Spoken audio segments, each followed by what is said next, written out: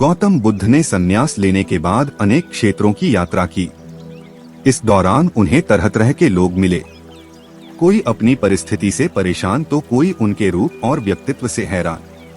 एक बार वह एक गांव पहुंचे। वहां एक स्त्री उनके पास आई और उनसे बोली, आप तो बिल्कुल किसी राजकुमार की तरह लगते हैं। क्या मैं जान सकती हूँ कि इस युवा अवस्था में आपके गेरुआ वस्त्र धारण करने का क्या कारण है? बुद्ध ने उस स्त्री को विनम्रता पूर्वक उत्तर दिया, मैंने 3 प्रश्नों का हल ढूंढने के लिए संन्यास लिया है। यह शरीर जो युवा व आकर्षक है जल्दी ही वृद्ध होगा, फिर बीमार होगा और अंत में मृत्यु अवस्था में चला जाएगा। मुझे वृद्धावस्था, बीमारी एवं मृत्यु के कारण का ज्ञान प्राप्त करना है। उनकी बातों से प्रभावित होकर उस स्त्री ने उन्हें भोजन के लिए अपने घर आमंत्रित किया, मगर उस स्त्री को गांव वाले पसंद नहीं करते थे। शीघ्र ही यह बात पूरे गांव में फैल गई कि महात्मा बुद्ध उस स्त्री के घर भोजन करने जाने वाले हैं। गांव के लोग उनके पास आए और आग्रह किया कि वह उस स्त्री के घर भोजन करने न जाएं। कारण पूछने पर उन्होंने बताया कि वह स्त्री चरित्रहीन है। बुद्ध ने गांव के मुखिया से पूछा, क्या आप भी मानते हैं कि वह स्त्री चरित्रहीन है? मुखिया ने कहा, मैं शपथपूर्वक कहता हूँ कि वह स्त्री बुरे चरित्र वाली है। कृपया आप उसके घर न जाएं। बुद्ध ने मुखिया का एक हाथ पकड़ लिया और फिर उसे ताली बजाने को कहा।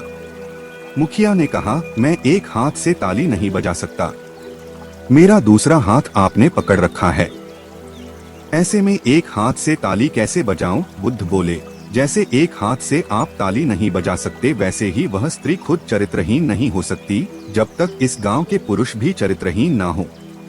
अगर गांव के सभी पुरुष अच्छे होते तो वह स्त्री कदापि ऐसी ना होती। उसके ऐसे चरित्र के लिए यहाँ के पुरुष भी जिम्मेदार हैं। यह सुनकर मुखिया और गांव वाले लज्जित हो गए। दोस्तों, ऐसे ही रोचक जानकारी के लिए वीडियो को लाइक करें और अगर चैनल पर नए हैं तो चैनल को सब्सक्राइब करें।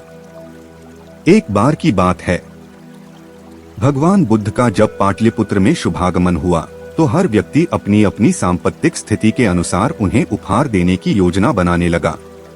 राजा बिंबिसार ने भी कीमती हीरे, मोती और रत्न उन्हें पेश किए। बुद्धदेव ने सबको एक हाथ से सहर्ष स्वीकार किया।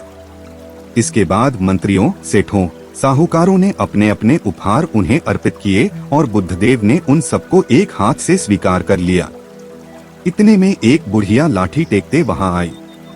बुद्धदेव को प्रणाम कर वह बोली, भगवन, जिस समय आपके आने का समाचार मुझे मिला उस समय मैं यह अनार खा रही थी।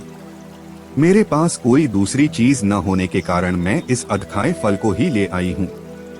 यदि आप मेरी इस तुच्छ भेंट को स्वीकार करें तो मैं अहोभाग्य समझूंगी। भगवान बुद्ध ने दोनों हाथ सामने कर वह फल ग्रहण किया। राजा बिंबिसार ने जब यह देखा तो उन्होंने बुद्धदेव से कहा, भगवान क्षमा करें, एक प्रश्न पूछना चाहता हूँ। हम सबने आपको कीमती और बड़े बड़े उपहार दिए जिन्हें आपने एक हाथ से ग्रहण किया, लेकिन इस बुढ़िया द्वारा दिए गए छोटे एवं जूठे फल को आपने दोनों हाथों से ग्रहण किया, ऐसा क्यों? यह सुन बुद्धदेव मुस्कुराए और बोले, राजन, आप सबने अवश्य बहुमूल्य उपहार दिए हैं, किंतु यह सब आपकी संपत्ति का 10वां हिस्सा भी नहीं है। आपने यह दान दीनों और गरीबों की भलाई के लिए नहीं किया है, इसलिए आपका यह दान सात्विक दान की श्रेणी में नहीं आ सकता। इसके विपरीत इस बुढ़िया ने अपने मुंह का कौर ही मुझे दे डाला है। भले ही यह बुढ़िया निर्धन है, लेकिन इसे संपत्ति की कोई लालसा नहीं है। यही कारण है कि इसका दान मैंने खुले हृदय से दोनों हाथों से स्वीकार किया है। दोस्तों, ऐसे ही रोचक जानकारी के लिए वीडियो को लाइक करें और अगर चैनल पर नए हैं तो चैनल को सब्सक्राइब करें।